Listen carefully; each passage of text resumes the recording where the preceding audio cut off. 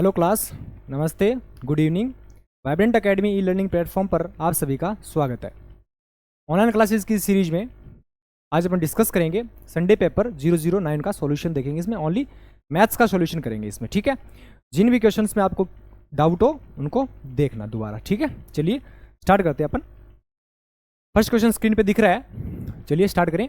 एक बच्चे को रुपए में एक यादृच्छिक सिक्का मिलता है। 1 रुपये, 2 रुपये और 5 रुपये के सिक्के हैं। वह 1 अप्रैल से शुरू करता है और महीने के अंत में उसके पास 5, 4 और 6 के अनुपात में सिक्के हैं। उसके पास सिक्कों की संख्या बतानी है, ठीक है। हमारे पास 3 टाइप के सिक्के हैं, 1 रुपये, 2 रुपये और 5 रुपये के, ठीक है। ऐसे देखिए, और सिक्कों का जो अनुपात है वो कितना है, 5:4:6, ठीक है। टोटल सिक्के कितने हो रहे हैं, 15 हो रहे हैं। हमें पता है मंथ क्या दे रखा है, अप्रैल का मंथ दे रखा है। तो अप्रैल में कितने डेज होते हैं, टोटल 30 डेज होते हैं। मतलब टोटल सिक्के होने कितने चाहिए थे, 30 कॉइन्स होने चाहिए। तो टोटल कॉइन्स वो कितने दे रहे हैं, 15 यूनिट की वैल्यू कितनी देर, 15 यूनिट की वैल्यू कितनी देर के 13 कितने टाइम्स हो रहा है, डबल हो रही है। तो यहाँ से भी कितना हो जाएगा, हर एक वैल्यू क्या हो जाएगी, डबल हो जाएगी। इसका मतलब 1 रुपये के सिक्के कितने हो जाएंगे, 10। 4 रुपये के 2 रुपये के सिक्के कितने हैं, 8। और 5 रुपये के सिक्के कितने, 12 हो रहे हैं, ठीक है। ये सिक्कों के नंबर ऑफ कॉइन्स फाइंड कर लिए यहाँ से अपन ने, ठीक है। अब देखिए 1 रुपये के 10 सिक्के हैं, टोटल कॉइन कितने हो, टोटल अमाउंट कितना हो जाएगा, 10, ठीक है। ये 2 रुपये के 8 सिक्के, टोटल अमाउंट कितना हो जाएगा, 16। और 5 रुपये के 12 सिक्के, टोटल अमाउंट कितना हो जाएगा, 60 हो जाएगा। टोटल कितना बन रहा है, 70, 80 और 86। टोटल अमाउंट कितना हो जाएगा, 86। ऑप्शन डी करेक्ट हो जाएगा। चलिए नेक्स्ट क्वेश्चन। ए बी केंद्र वाले एक वृत्त का व्यास CD एक व्यास है, CD एक जीव है जो लंबाई में त्रिज्या के बराबर है। P पर मिलाने के लिए AC और BD को बढ़ाया जाता है तो कोण APB कितना होगा वो बताना है अपने को, ठीक है। चल देख लीजिए।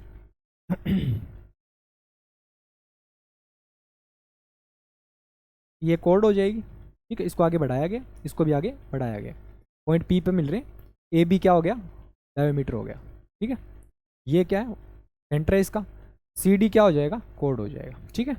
और कोड की जो लेंथ है वो इसकी रेडियस के इक्वल है। इसका मतलब ये सारे आपस में क्या हो जाएंगे, इक्वल हो जाएंगे, ठीक है।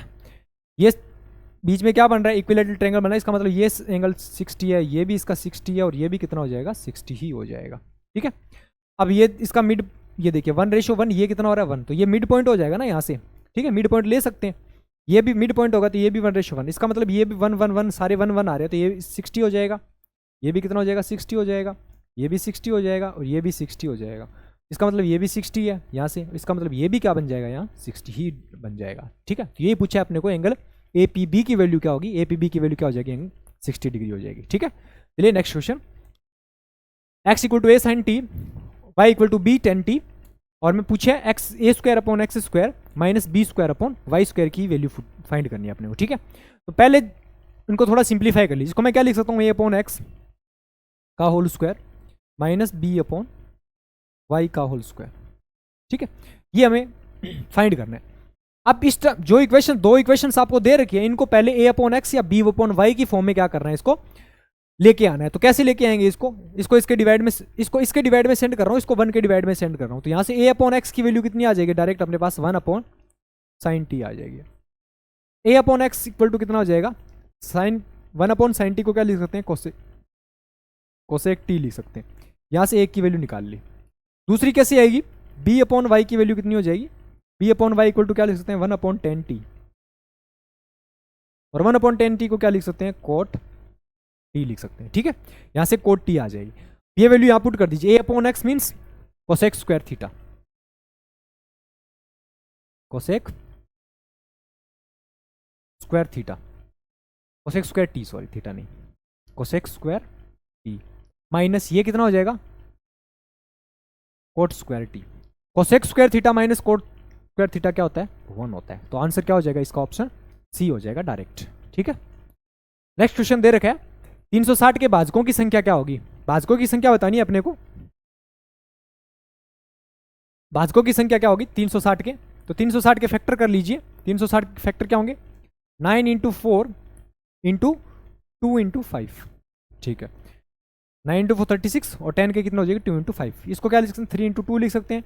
8 हो जाएगा। 8 का क्यूब कितना हो गया, 8 को 2 की क्यूब लिख सकते हैं और 5 की पावर 1 लिख सकते हैं। हमें पता है भाजकों की संख्या पावर में 1 ऐड कर लेते हैं, ठीक है। 2 + 1 3 हो जाएगा, 3 + 1 4 हो जाएगा और 1 + 1 2 हो जाएगा। कितना हो जाएगा, टोटल 24 हो जाएंगे, ठीक है। 4 × 12 = 24, ठीक है। कितना हो जाएगा, 24, सी ऑप्शन हो जाएगा। नेक्स्ट क्वेश्चन, 4 की पावर 1012 को 7 से डिवाइड करें तो रिमाइंडर कितना बचेगा ये हमें बताना है, ठीक है। 4 की पावर 1012 है, इसको 7 से डिवाइड करना है अपने को, ठीक है। देखिए कैसे करेंगे। हमें पता है जब भी इस टाइप की जो भी क्वेश्चन आते हैं रिमाइंडर के, उसमें अपना टारगेट रहता है कि या तो उसके जो भी डिविजर है उसके पास में उसको लेके आए, या फिर प्लस माइनस में कुछ इस टर्म्स इस तरह से सेट करें कि इसमें रिमाइंडर कुछ ना कुछ बचे, ठीक है। पास में बचे, जितना नजदीक हो सकता है उतना लेके आए। तो हमें पता है कि 7 का एक मल्टीपल होता है 63, ठीक है, और 4 का क्यूब होता है 64। तो ये पास में आ रहे हैं अभी यहाँ से, तो इसको क्या लिख सकते हैं, 4 का क्यूब लिख सकते हैं। और 4 का क्यूब इंटू पावर को ब्रेक करेंगे तो कितना हो जाएगा, 3 3 9, 3 3 9, और ये कितना हो जाएगा 3 7 21, ठीक है, इंटू 3, सॉरी 4 की पावर 1। पावर ऐड करोगे तो ये 3 से मल्टीप्लाई करके 1 ऐड करोगे तो इतना ही आ जाएगा, ठीक है। कितना हो जाएगा 3 3 9 1, 3 3 9 2 और 3 7 21, ठीक है। अब इसको क्या करना है, 7 से डिवाइड करना है। 7 से डिवाइड करें, ये कितना हो जाएगा 64 हो जाएगा। इसको क्या लिख सकते हैं 64 उसकी पावर 337 इंटू ये 4 हो जाएगा, और डिवाइड बाई कितना हो जाएगा 7। अब 7 को इससे डिवाइड करेंगे, रिमाइंडर कितना बचेगा 7 9 जा 63, 1 रिमाइंडर बचेगा, 1 की कितनी भी पावर हो कितना बचेगा 337, ठीक है। कितनी भी पावर हो कितना बचेगा 1 ही बचेगा। 1 इंटू 4 कितना बचेगा 4, और 4 को 7 से डिवाइड करेंगे रिमाइंडर कितना बच जाएगा 4 ही बचेगा, ठीक है। ऑप्शन डी करेक्ट हो जाएगा। चलिए नेक्स्ट क्वेश्चन। यदि a is equal to 258, b is equal to 260 और c इज इक्वल टू 262 हो तो a cube plus b cube plus c cube minus 3abc की वैल्यू आपको क्या करनी है, फाइंड करनी है, ठीक है।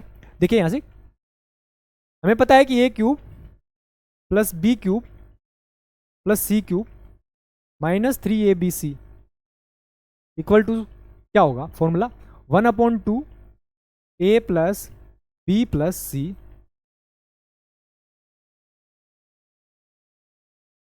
a माइनस बी का whole square plus b minus c का whole square plus a minus c का क्या होगा यहाँ से होल स्क्वायर, ये तो रहेगा, ठीक है। अब अलग अलग यहाँ से वैल्यू निकाल लीजिए। a plus B plus C की वैल्यू कितनी हो जाएगी 1/2 into a plus B plus C की वैल्यू कितनी हो जाएगी यहाँ से, कितना हो जाएगा 8 और 2 10 हो जाएगा यहाँ से, और 6 12 और 5 17 18 हो जाएगा, और ये कितना 2 6 और 1 7 780 इंटू देखो a माइनस बी 260 माइनस या b माइनस ए, ये कितना हो जाएगा a माइनस बी कितना हो जाएगा 258 माइनस 260 माइनस 2 हो जाएगा, और माइनस 2 का होल स्क्वायर कितना हो जाएगा 4 हो जाएगा, ठीक है। पावर पॉजिटिव आ जाए। b माइनस सी 260 माइनस 262 कितना हो जाएगा 2 माइनस 2, और माइनस 2 का स्क्वायर कितना हो जाएगा प्लस 4 हो जाएगा, और 258 माइनस 262 माइनस 4 हो जाएगा, और माइनस 4 का स्क्वायर कितना हो जाएगा 16 हो जाएगा। ये अपन ने यहाँ से सिंप्लीफाई कर लिया। ये कितना बच जाएगा 390 हो जाएगा। इसको डायरेक्ट कैंसिल करेंगे तो ये 390 हो जाएगा, ओके। और 390 इंटू 4 और 4 8 16 और 8 कितना हो जाएगा 24, तो 9 चौके 36, लास्ट डिजिट 6 आना चाहिए, तो ये दोनों ऑप्शन कैंसिल हो जाएंगे। बच्चे कौन से, ये दोनों ऑप्शन मल्टीप्लाई कर लीजिए।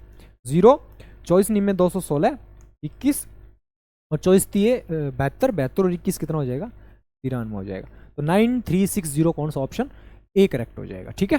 चलिए नेक्स्ट क्वेश्चन। क्या दे रखा है, विभाजन विधि से दो संख्याओं का HCF निकालने के दौरान अंतिम भाजक 17 तथा भागफल क्या आता है 1 11 और 2 आता है, दोनों संख्याओं का योग निकालना है, ठीक है। देखिए भाजक कैसे निकालते हैं, ये डिवीजन रिमाइंडर आता है, फिर रिमाइंडर को अगेन डिवाइड करते हैं किसी से, फिर अगेन रिमाइंडर आता है, रिमाइंडर अगेन किसी से डिवाइड करते हैं, ठीक है। और यहाँ पे कितना आ रहा है, क्वेश्चन कितना आ रहा है 1 11 और 2 आ रहा है, ठीक है। और हमें दे रखा है जो लास्ट डिविजर है वो कितना है 17 है। मान लिया रिमाइंडर 0 है यहाँ पे, ठीक है, रिमाइंडर 0, तो कितना हो जाएगा, ये वाला नंबर कितना होगा 34 रहा होगा, 17 2 34, ठीक है। कौन सा फॉर्मूला लगाया, dividend equal to division into quotient plus remainder, वो वाला फॉर्मूला लगाया, ठीक है। 34, ये 34 कहाँ से आया, यहाँ से आया, ठीक है।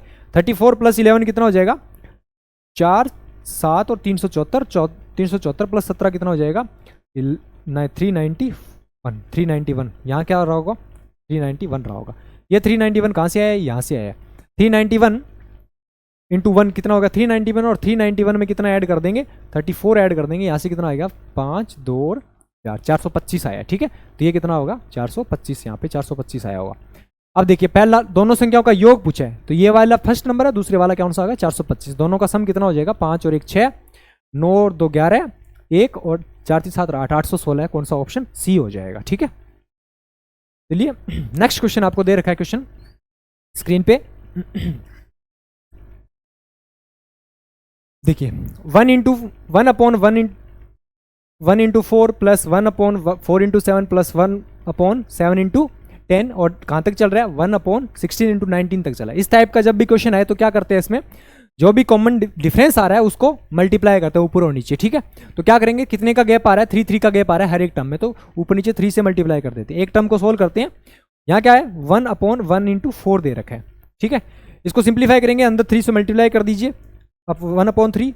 इसको क्या लिखेंगे 3/1 इंटू 4, और इसको क्या लिख सकते हैं 1/3, 1 माइनस 1/4 लिख सकते हैं इसको, ठीक है। 3/4 को क्या लिख सकते हैं 1 माइनस 1/4।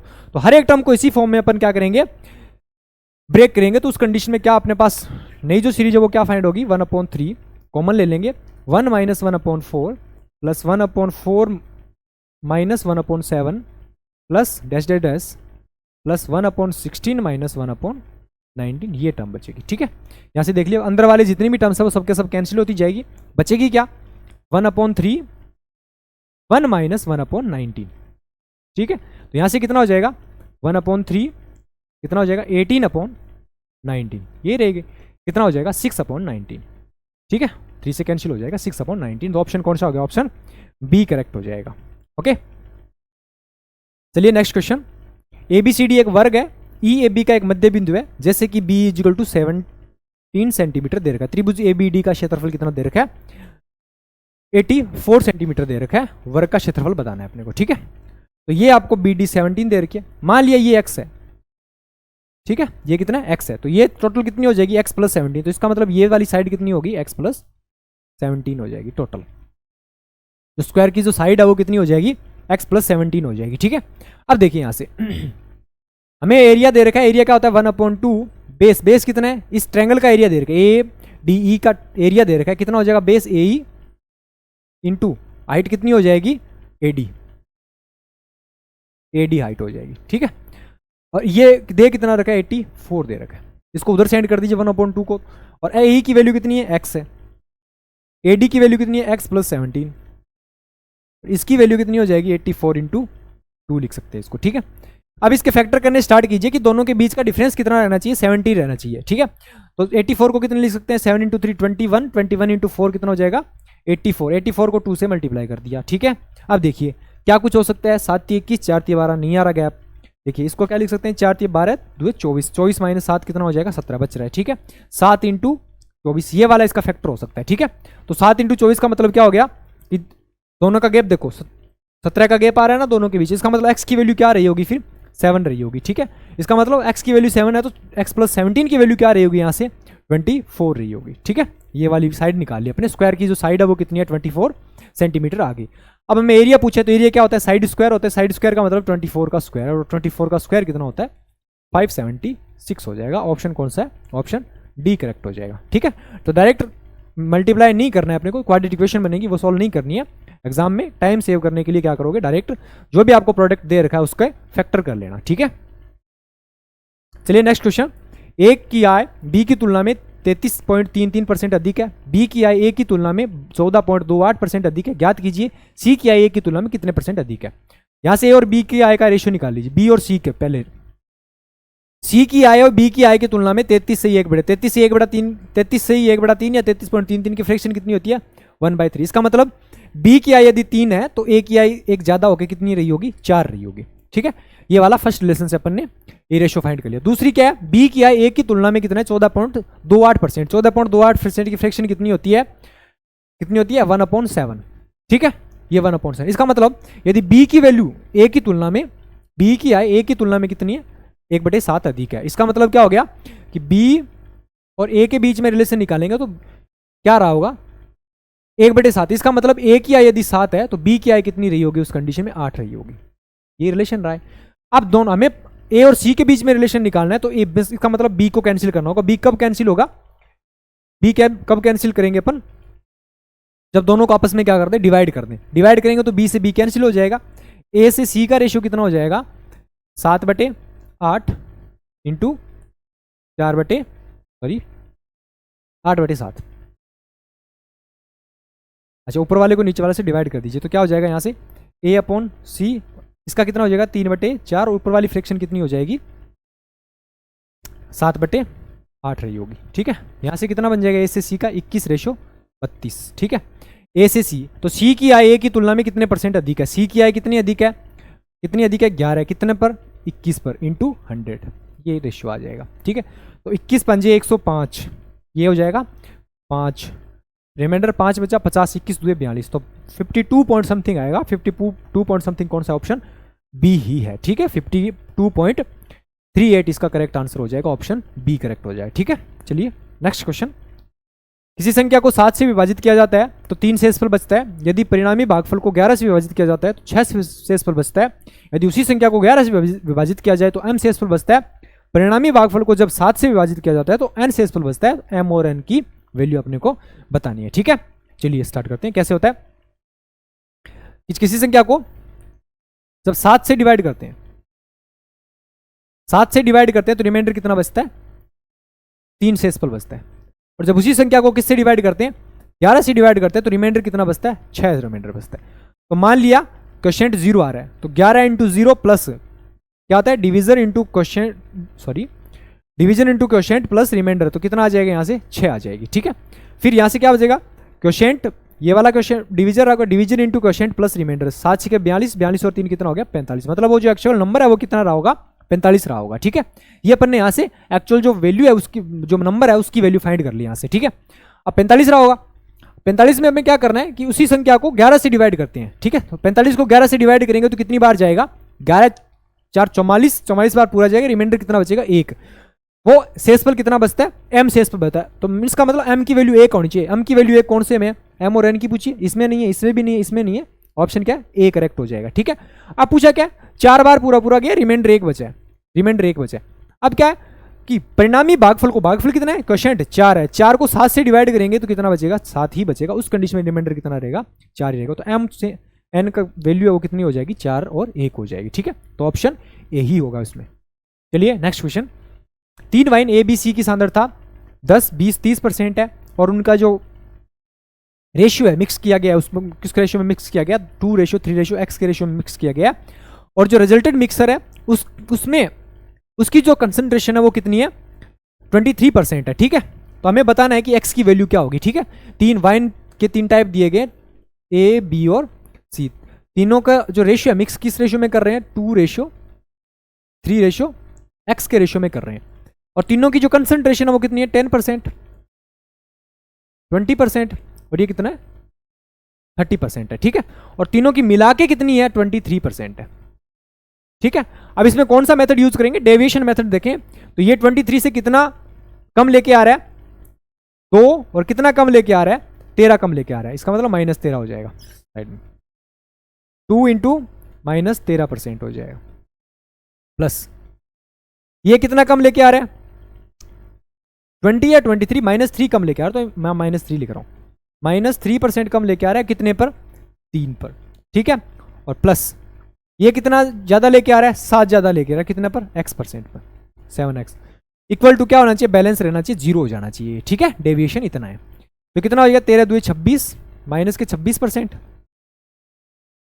माइनस के कितना हो गया? 3 3 9%, और प्लस 7x% इक्वल टू कितना है? 0। ठीक है, तो यहां से कितना हो गया? 26 और 9 35, ये उधर जाएगा। 7x% की वैल्यू कितनी आ गई? 35% आ गई। तो यहां से x की वैल्यू कितनी आ जाएगी? 5 आ जाएगी। ठीक है, तो ऑप्शन क्या हो जाएगा? ऑप्शन डी करेक्ट हो जाएगा। ओके, चलिए नेक्स्ट क्वेश्चन। ABCD एक समलंब है जिसमें AB और CD, यदि AB is equal to 12, AB parallel to CD दे रखा है। ठीक है, DC AB is equal to 12.8 centimetre और विकर्ण AC और BD के मध्य बिंदु को जोड़ने वाले रेखाखंड की लंबाई कितनी है? 2.4 सेंटीमीटर है। तो CD की लंबाई हमें बतानी है। ठीक है, और रिलेशन दे रखा है कि CD is less than AB, CD है वो AB से छोटी है। इसका मतलब क्या हो गया? ये ट्रेपेजियम ड्रॉ कर लिया अपन ने, A B C और D, ये 4 साइड्स होगी। हमें रिलेशन दे रखा है कि AB बड़ी है तो AB बड़ी रहेगी इसमें। ठीक है, चलिए अब हमें दे रखा है कि जो दोनों डायगोनल है उनके जो मिड पॉइंट्स है वो कितने हैं? उसकी लेंथ दे रखी है 2.4 सेंटीमीटर, और एक की लेंथ दे रखी है, AD की लेंथ दे रखी है 12.8 सेंटीमीटर। ठीक है, और हमें बतानी किसकी है? इसकी लेंथ बतानी, इसकी मान ली x है। ठीक है, तो हमें पता है कि जब भी मिड पॉइंट्स को ऐड करते हैं तो मिड पॉइंट्स की जो लेंथ होती है, डायगोनल्स के मिड पॉइंट की जो लेंथ होती है वो क्या होती है? दोनों जो पैरेलल साइड्स हैं उनके डिफरेंस का हाफ वही होगी किसके इक्वल, 2.4 के इक्वल हो जाएगी। ठीक है, ए बी की 12.8 दे ही रखा है, minus C D is equal to कितना हो जाएगा, 4.8 हो जाएगा। यहाँ से सी डी की लेंथ कितनी हो जाएगी, कितनी हो जाएगी, 12.8 माइनस 4.8 कितना हो जाएगा, 8 सेंटीमीटर हो जाएगी। ठीक है, तो सी डी की वैल्यू कितनी आ गई डायरेक्ट यहाँ से, 8 सेंटीमीटर। ऑप्शन क्या हो जाएगा, सी करेक्ट हो जाएगा। ठीक है, चलिए next question. A plus B equal to 90 degree दे रखा है, तो समीकरण cos square A plus tan A upon tan B plus sine square A minus 1 equal to क्या होगा। देखिए cos square A plus sine square A 1 हो जाएगा, और 1 माइनस 1 ये आपस में क्या हो जाएंगे, कट जाएंगे, बचेगा क्या, ten A upon tan B. अब ए की वैल्यू हमें क्योंकि यहाँ पे बी में चाहिए तो ए को रिमूव कर सकते हैं, तो ए इक्वल टू क्या पुट कर सकते हैं, 90 माइनस बी पुट कर सकते हैं, 90 डिग्री माइनस बी पुट कर सकते हैं। ए की वैल्यू यहाँ से 90 माइनस बी पुट करेंगे तो 10 90 माइनस बी कितना हो जाएगा, कोट बी हो जाएगा यहाँ से। ठीक है, और नीचे क्या चल रहा है, 10 बी चल ही रहा है। ठीक है, ये 10 बी है, ऊपर जाएगा कितना हो जाएगा, कोट बी है, cot B into cot B कितना हो जाएगा, कोट स्क्वायर बी हो जाएगा। ठीक है, ऊपर जाएगा 10, 1 अपॉन 10 ए तो इक्वल टू कितना होता है, कोट, और कोट इंटू कोट कितना हो जाएगा, कोट स्क्वायर बी हो जाएगा। ठीक है, तो ऑप्शन सी करेक्ट हो जाएगा। चलिए नेक्स्ट क्वेश्चन। एक ट्रेन 122 मीटर लंबे प्लेटफॉर्म को 17 सेकंड में और 210 मीटर लंबे पुल को 25 सेकंड में पार करती है, तो ट्रेन की स्पीड बतानी है अपने को कितनी है। ठीक है, अब देखिए ट्रेन किसी प्लेटफॉर्म को या फिर ब्रिज को जब क्रॉस करती है तो उस कंडीशन में क्या करती है, खुद की लंबाई प्लस उस प्लेटफॉर्म या फिर जो ब्रिज है या फिर दूसरी ट्रेन है उसकी लंबाई के इक्वल क्या करनी पड़ती है, उसको डिस्टेंस कवर करनी पड़ती है। इसका मतलब क्या हुआ कि इस क्वेश्चन में ट्रेन खुद की लंबाई और प्लस प्लेटफॉर्म, दूसरी कंडीशन में ट्रेन की खुद की लंबाई प्लस जो ब्रिज है उसकी लंबाई के इक्वल क्या किया होगा, उसने डिस्टेंस की होगी, कवर की होगी। ठीक है, तो इसमें भी ट्रेन की लंबाई इंक्लूड है, इसमें भी ट्रेन की लंबाई इंक्लूड है। ठीक है, तो गैप कितना है, इसका मतलब 122 मीटर लंबा प्लेटफॉर्म है, 210 मीटर लंबा क्या है, ब्रिज है। तो ये जो गैप आ रहा है कितने का आ रहा है, ज्यादा कितने का है, 88 का। ये जो 88 मीटर का गैप आ रहा है उसी गैप को कवर करने में पहले जहां उसको 17 सेकंड लग रहे थे अब इसको क्या लग रहे हैं 25 सेकंड। ये गैप उसी की वजह से आ रहा है क्योंकि ये 88 मीटर डिस्टेंस क्या कर रहा है, एक्स्ट्रा कवर कर रहा है। कितने सेकंड में ये 88 मीटर कितने सेकंड में कर रहा है, 25 माइनस 17 कितना हो जाएगा, 8 सेकंड में कवर करेगा। इसका मतलब इस 8 सेकंड के गैप में वो 210 माइनस 122, इसका मतलब 88 मीटर की जो डिस्टेंस है वो क्या करेगा, एक्स्ट्रा कवर करेगा। जो ब्रिज की जो लंबाई है क्योंकि 88 मीटर क्या है, ज्यादा है, इस वजह से वो क्या करेगा, इस वाली डिस्टेंस को ज्यादा कवर करेगा। और इसी डिस्टेंस को कवर करने में उसको 8 सेकंड लगेंगे। मीटर पर सेकंड में किलोमीटर पर आवर में कन्वर्ट करने के लिए 88/5 से मल्टीप्लाई कर दो। 8 से 11 बार कैंसिल हो जाएगा, ये कितना हो जाएगा, 2 से ऊपर नीचे मल्टीप्लाई कर दो, नीचे 10 बन जाएगा, 18 2 36 इंटू 11 बट्टे कितना हो जाएगा 10। ये कितना हो जाएगा, 36 को 11 से करेंगे 396 अपॉन 10, यहाँ से कितना हो जाएगा 39.6 किलोमीटर पर आवर। कौन सा है 39.6, ऑप्शन डी करेक्ट हो जाएगा। ठीक है, चलिए नेक्स्ट क्वेश्चन। राम ने समान ब्याज दर पर दो वस्तुएं ए और बी में समान राशि का निवेश किया। योजना ए साधारण ब्याज पर प्रदान करती है जबकि योजना बी चक्रवृद्धि ब्याज करती है। 2 वर्ष के बाद उसे योजना ए से ब्याज के रूप में 1600 रुपए, योजना बी के रूप में 1760 रुपए मिलते हैं। यदि ब्याज की दर 5% बढ़ जाती है तो दोनों योजनाओं में से 2 साल बाद कुल प्राप्त ब्याज कितना प्राप्त होगा, ये हमें बताना है। ठीक है, चलिए देखते हैं।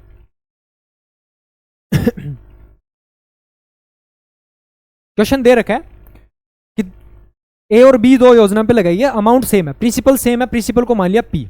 जब सेम प्रिंसिपल को अपन एसआई पे और सीआई पे देते हैं तो उस कंडीशन में पता है 2 साल का जो 2 इयर्स का जो एसआई है वो कितना दे रखा है अपने को, 1600 रुपए दे रखा है। इसका मतलब 1 साल का कितना रहा होगा, 1 साल का रहा होगा 800 रुपए, और 2 साल का जो सीआई है वो कितना रहा होगा, 2 साल का सीआई रहा होगा 1760 रुपए। कितना रहा है, 1760 दे रखा है अपने को। इसका मतलब किस टर्म में, 1 साल का हमें पता है कि 1 साल का चाहे सीआई हो चाहे एसआई हो क्या होता है, इक्वल होता है। ठीक है, 1 साल का सीआई हो चाहे एसआई हो हमेशा वैल्यू क्या होती है, इक्वल होती है। इसका मतलब फर्स्ट ईयर में चाहे एसआई हो चाहे सीआई हो का क्या रहा होगा, 800 रुपए यहाँ रहा होगा, और सेकेंड ये फर्स्ट ईयर का है और ये सेकेंड ईयर का है, 800 रुपए यहाँ रहा होगा।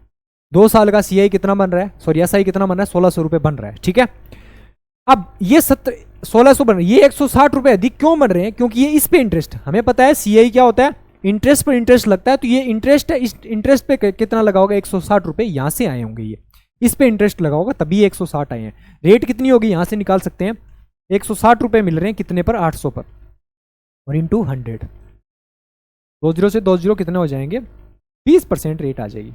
ये अपन ने यहां से रेट निकाल ली कि 20% अपने पास क्या आ गई, रेट आ गई, ठीक है। इंटरेस्ट की जो रेट है वो कितनी आ गई, 20% आ गई। अब हमें निकालना क्या, फाइंड क्या करना है, देखिए कि यदि ब्याज की दर 5% बढ़ जाती है तो दोनों योजनाओं से 2 साल बाद कुल प्राप्त ब्याज कितना होगा। तो पहले तो इसमें क्या फाइंड करना होगा अपने को, प्रिंसिपल फाइंड करना होगा, प्रिंसिपल क्या है, वो राशि क्या है जिसको उसने क्या किया है, बोरो किया है, ठीक है। तो उस कंडीशन में क्या करेंगे, देखिए हमें पता है 2 साल का एसआई कितना है, 2 साल का एसआई कितना दे रखा है, 1600 रुपए दे रखा है। तो 20% की रेट से टोटल एसआई कितना मिलेगा 2 साल का, 20% और 20% से 2 साल का है, तो टोटल मिल कितना जाएगा इंटरेस्ट, 40%, और 40% की वैल्यू कितनी दे रखी है, 1600 दे रखी है। 4 से 4 बार कैंसिल, इसका मतलब 100 यूनिट की वैल्यू कितनी आ जाएगी, 100% की वैल्यू कितनी आ जाएगी यहाँ से 4000। इसका मतलब वो राशि कितनी रही होगी, 4000, प्रिंसिपल कितना रहा होगा, 4000 रुपए रहा होगा, ठीक है।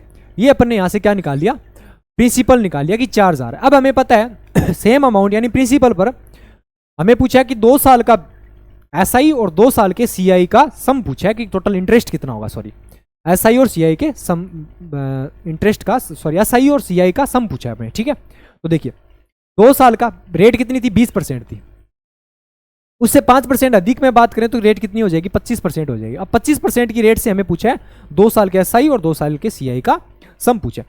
2 साल का एसआई कितना हो जाएगा, एसआई ऑफ 2 ईयर्स, 2 ईयर के एसआई, 2 ईयर का एसआई कितना हो गया 25, और 25 कितना हो जाएगा 50% आपको एसआई मिलेगा, ठीक है। और सीआई कितना मिल जाएगा, हमें पता है जब 25% की दो रेट, 25% रेट दे रखी हो 2 साल की, तो उस कंडीशन में क्या होता है, रेट टोटल कितना इंटरेस्ट मिलता है, X plus Y plus X Y upon 100। Successive rate कितनी होती है, ये वाली होती है। तो 25 और 25 50 हो जाएगा यहाँ से, 25 25 625, तो 6.25 यहाँ से हो जाएगा। तो टोटल कितना मिल जाएगा 52.25% क्या मिलेगा, यहाँ से इंटरेस्ट मिलेगा। इसका मतलब 2 ईयर का जो एसआई है, सीआई है, वो कितना मिलेगा अपने को, 52.25% यहाँ से इंटरेस्ट मिलेगा, ठीक है। टोटल इंटरेस्ट कितना मिल जाएगा सही और सीए को मिला के 106.25% ये मिल जाएगा यहाँ से एसआई। 2 साल का एसआई और 2 साल के सीआई का सम निकाल लिया अपने, कितना, प्रिंसिपल का 106.25% क्या मिल जाएगा अपने को, इंटरेस्ट मिल जाएगा, ठीक है। ये किसका है, प्रिंसिपल का। तो प्रिंसिपल का 4000 का 106.25% निकाल लीजिए अपॉन 100, डेसिमल रिमूव किया निकल जाएगा यहाँ से, ठीक है। तो यहाँ से कितना हो जाएगा, 2 3 0 से 3 0 कैंसिल हो जाएंगे। ये कितना हो जाएगा 25 चौके 100, ये कितना हो जाएगा 6 चौके 24 और 25 और 4, और डिवाइड में 1 0 हो रहा है तो वो 1 0 इससे कट जाएगा। कितना हो जाएगा 4250 रुपये क्या मिल जाएगा, 2 साल का एसआई और सीआई मिल जाएगा, ठीक है। कौन सा ऑप्शन, 4250 ऑप्शन सी करेक्ट हो जाएगा। चलिए नेक्स्ट क्वेश्चन स्क्रीन पे दिख रहा है, यदि x equal to A B minus C, Y equal to B into C minus A, Z equal to C A minus B हो, तो x upon A plus Y upon B plus Z upon C की value हमें बतानी है, ठीक है। हमें पता है, पहले से इसकी वैल्यू निकाली, x अपॉन ए की वैल्यू निकाली यहाँ से, x अपॉन ए की वैल्यू कितनी हो जाएगी b माइनस सी, y अपॉन बी की वैल्यू निकाल लीजिए, y अपॉन बी की वैल्यू कितनी हो जाएगी यहाँ से c माइनस ए, और z अपॉन सी की वैल्यू कितनी हो जाएगी a माइनस बी। ये अपन ने x upon A Y minus Y upon B और z अपॉन सी की वैल्यू निकाल ली। अब देखिए क्यूब में दे रखा है, हमें पता है a plus B plus C, A cube sorry a plus B plus C, यहां से पहले ये निकाल लीजिए, x upon A plus Y upon B plus Z upon C equal to क्या बन रहा है, देखिए a से a कैंसिल हो जाएगा, b से b कैंसिल हो जाएगा, c से c कैंसिल हो जाएगा, इक्वल टू 0 बन रहा है। हमें पता है कि जब a plus B plus C equal to 0, a plus B plus C equal to 0, तो उस कंडीशन में क्या होता है, a cube plus B cube plus C cube equal to कितना होता है 3abc होता है, ठीक है।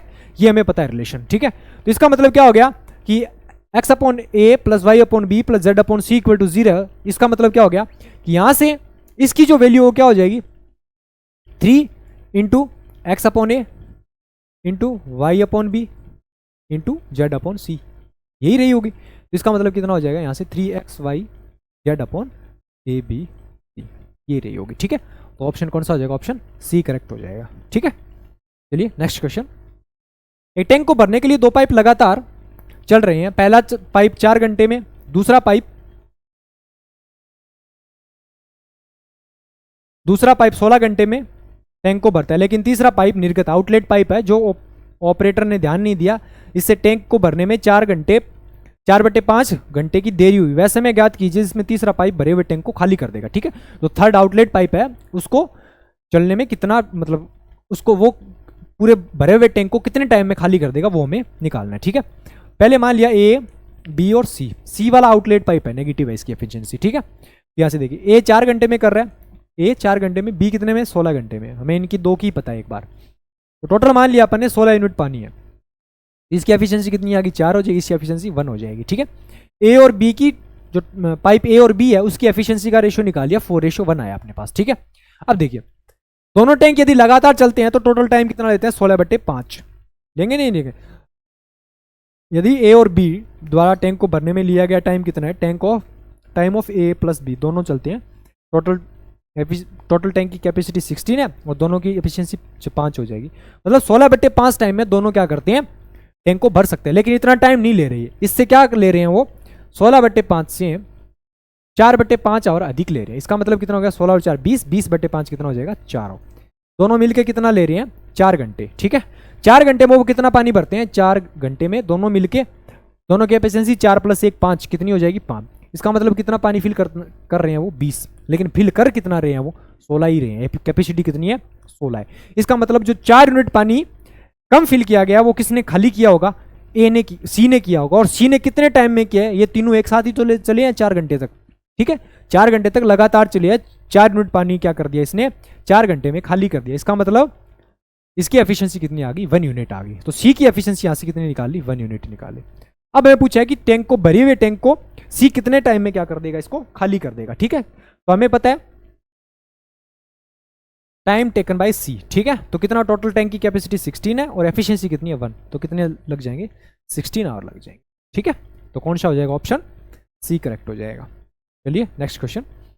रेवे ने कुछ केले आयात किए, उन पर लागत मूल्य से 28% अधिक अंकित किया। परिवहन में 10% केले सड़ गए, 35% केले 25% छूट पर बेचे गए और शेष अंकित मूल्य पर बेचे गए। ठीक है, उसका शुद्ध लाभ या हानि % निकालना है अपने को। ठीक है, चलिए देखिए, केले 100 केले मान के चलते हैं, उनमें से 10 केले क्या कर दिए? सड़ गए। इसका मतलब उन पे क्या हुआ? टोटली क्या हो गया? लॉस मिला उसको। ठीक है, 100% का लॉस मिला उसको। सड़ गए, उस पर कुछ नहीं मिला। 35% केलों पे क्या मिला उसको? 35% केलों 10%, 35% के और 25% की डिस्काउंट। इसमें क्या किया गया? देखो, पहले तो उसको क्या किया गया? उसने पहले तो 28% बढ़ा के लिखा है रेट, और फिर क्या किया है? उसने 25% का डिस्काउंट दिया है। तो 28% उसको बढ़ा के लिखा है, 25% उसको फिर डिस्काउंट दिया गया। तो ऑल ओवर क्या मिल जाएगा इसको? x - y - xy upon 100। ठीक है, ये क्या मिल जाएगा उसको? ऑल ओवर प्रॉफिट या फिर लॉस होगा उसको। ठीक है, 28 माइनस कितना हो जाएगा? ये माइनस लेंगे, डिस्काउंट दे रहा है तो माइनस करेंगे, और बढ़ा के लिख रहा है प्लस करें। 28 - 25 कितना हो जाएगा? 3 - 28 × 25 अपॉन 100, ये तो आएगा। 4 से मल्टीप्लाई कैंसिल हो रहा है, 4 से 7 बार कैंसिल हो रहा है। ठीक है, 3 - 7 कितना हो जाएगा? माइनस के। इसका मतलब ऑल ओवर इसको क्या हो रहा है? 4% का लॉस हो रहा है यहाँ पे। पीछे कितना बच गया? 10, 35 और यहाँ कितना बचेगा? 55। ये 45 और 55%। ठीक है, और ये इसको क्या कर रहे हैं? मान लिया दे रखा है क्या? अंकित मूल्य पर बेचना है। इसका मतलब क्या हो गया? 28% का प्रॉफिट ही कमा रहा है उस पर ओनली। ठीक है, क्योंकि बढ़ा के लिख रहा है, वो इसका क्या हो जाएगा? प्रॉफिट हो जाएगा। इसको सिंप्लीफाई करेंगे तो 2 7 5 35 और 11 5 55, इसको भूल जाओ ऊपर वालों को। ठीक है, यहाँ रेशियो कितना आ गया? सिंपल रेशियो में 2 7 और 11, इसमें कन्वर्ट कर लिया। ठीक है, 100% का लॉस है और दो चीजें बेच रहे, इसका मतलब ऑल ओवर इसको कितना मिल जाएगा? 200% का लॉस हो जाएगा। प्लस माइनस है 7 चौके 28% का उसको ऑल ओवर यहाँ क्या मिल जाएगा? लॉस हो जाएगा। और यहाँ कितना मिल जाएगा? 28 × 11 8 0 और 3, 308% का उसको क्या मिल जाएगा? ऑल ओवर प्रॉफिट मिल जाएगा। ठीक है, तो यहाँ से देखिए क्या हो जाएगा? 200 228 माइनस 228 और प्लस 308%। ठीक है, और दोनों मिला के कितने पे आई है? 7 और 2 9, 9 और 11 20, 20 पे होगा ये। ठीक है, तो ये कितना हो जाएगा यहाँ से? 308 माइनस 28 कितना हो गया? 0 और 22 30 22 80, 80% बटे 20 ऑल ओवर उसको कितना हो जाएगा? 4% का प्रॉफिट। यदि वैल्यू पॉजिटिव आएगी तो प्रॉफिट होगा, यदि यहाँ पे वैल्यू नेगेटिव आती तो उस कंडीशन में क्या हो जाता? लॉस हो जाता। तो ऑप्शन क्या हो जाएगा? ऑप्शन ए करेक्ट हो जाएगा। 4% का उसको क्या होगा? गेन होगा। ठीक है, चलिए नेक्स्ट क्वेश्चन। एक सोसाइटी में 120 सदस्यों की औसत आयु 62.5 है। 30 नए छात्र शामिल हो जाते हैं, इससे उनकी एवरेज एज कितनी हो जाती है? 58.2 हो जाती है। शामिल हुए सदस्यों की एवरेज एज कितनी होगी वो हमें बतानी है। ठीक है, चलिए पहले जो नंबर ऑफ जो मेंबर्स है उनको सिंपल रेशियो में कन्वर्ट कर दिया। 120 और यहाँ 120 है, यहाँ कितना है? 30 है। सिंपल रेशियो में कन्वर्ट करेंगे तो 4:1 आ जाएगा। ठीक है, 4:1। इनकी एवरेज एज कितनी है? 62.5। इसकी एवरेज एज कितनी है? x। और सबकी मिला के एवरेज एज कितनी है? 58.2 है। इतनी ही है। ठीक है, अब देखिए 4 लड़कों की 62.5 एवरेज है, टोटल कितनी हो जाएगी? 5 के 20, 62, 4 2 कितना हो जाएगी? 248, 250, यहाँ से 250 आ गई। ठीक है, प्लस यहाँ से कितनी? 1 × x, 1x हो जाएगा। 4 और 1 5, 5 की मिला के कितनी है? 58.2 है। 58.2 को 5 से मल्टीप्लाई करेंगे, 5 2 10। ठीक है, 8 5 40 और 1 41, 8 5 25 और 29, 291 हो जाएगी। ठीक है, तो यहाँ से x की वैल्यू क्या आ जाएगी अपने पास? 41 ईयर्स। ठीक है, ये इसकी क्या हो जाएगी? एवरेज एज हो जाएगी। ठीक है, ऑप्शन ए करेक्ट हो जाएगा। Next question. एक व्यंजक 1 - 2 + 3 - 4 + 5 - 6 से लेकर 100 तक के संख्याओं का मान बताना है। देखिए 2 पेयर बन के क्या बना रहे हैं? -1 बना रहे हैं। -1, ये भी -1। इसका मतलब 2 का पेयर बनाएंगे, टोटल नंबर 50 हो जाएंगे और 50 को -1 से मल्टीप्लाई करेंगे, माइनस के 50 हो जाएंगे। ठीक है, तो आंसर क्या हो जाएगा? ऑप्शन सी करेक्ट हो जाएगा। बेहतर, एक घड़ी को अंकित मूल्य के 4/5 पर बेचने पर 10% की हानि होती है। अंकित मूल्य पर क्रय मूल्य का, अंकित मूल्य और क्रय मूल्य का अनुपात बताना है कितना होगा। ठीक है, चलिए एमपी का 4/5 कितना हो जाएगा? एमपी का 4/5 कितना हो जाएगा? 90% ऑफ सीपी, ये इसके इक्वल होगा। एमपी का 4/5 कितना हो गया? एसपी होगा। और सीपी का 90% किसके इक्वल है? इसके इक्वल है। तो यहां से 1% की वैल्यू कितनी आ जाएगी? अपॉन 90, और 100% की वैल्यू लेके आएंगे तो यहाँ से 100 से मल्टीप्लाई कर देंगे और इस एमपी को क्या करेंगे? इसके डिवाइड में सेंड कर देंगे। तो यहाँ से एमपी से सीपी का रेशियो कितना आ जाएगा? ये वाला हो जाएगा। ठीक है, डायरेक्ट कैलकुलेट करेंगे तो कितना हो जाएगा? 5 2 10, तो 8:9 हो जाएगा। ठीक है, सीपी से एमपी का रेशियो। तो ऑप्शन क्या हो जाएगा? ऑप्शन ए करेक्ट हो जाएगा। ठीक है, एमपी से सीपी का रेशियो 9:8 हो जाएगा। Next question. यदि एक टावर को, यदि टावर के शीर्ष पर रखा गया 6 मीटर ऊंचा ध्वज दंड जमीन पर 2√3 मीटर की परछाई डालता है तो सूर्य जमीन के साथ कितना कोण बनाएगा? ठीक है, देखिए 6 मीटर लंबा है, 2√3 मीटर की क्या बना रहा है? परछाई बना रहा है, एंगल बना रहा है थीटा मान लिया। ठीक है, तो इस कंडीशन में क्या बन जाएगा? tan थीटा = कितना हो जाएगा? 6 अपॉन परपेंडिकुलर अपॉन बेस होता है 6/2√3। तो यहाँ से कितना बन जाएगा? 3 बार। यस, tan 60 की वैल्यू, tan थीटा की वैल्यू कितनी आ गई अपने पास? √3 है। तो √3 कब होती है? थीटा = 60 पे क्या होती है? tan थीटा की वैल्यू 60 होती है। तो ऑप्शन क्या हो जाएगा? ऑप्शन बी करेक्ट हो जाएगा। ठीक है।